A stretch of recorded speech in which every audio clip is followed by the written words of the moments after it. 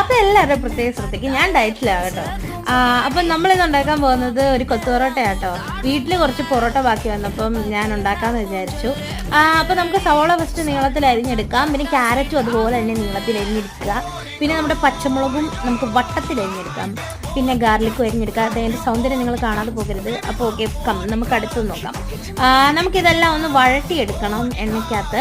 കുറച്ച് ഉപ്പിട്ട് വഴറ്റിയാൽ പെട്ടെന്നായി കിട്ടും. അത് കഴിഞ്ഞ് നമ്മുടെ മസാലപ്പൊടികൾ, മഞ്ഞൾപ്പൊടി, ഗരം മസാല, മല്ലിപ്പൊടി, കുരുമുളക് പൊടി, മുളക് പൊടി എല്ലാം ഇട്ട് ഇളക്കി കുറച്ച് വെള്ളം ഒഴിച്ചിങ്ങനെ മാറ്റി വെക്കുക.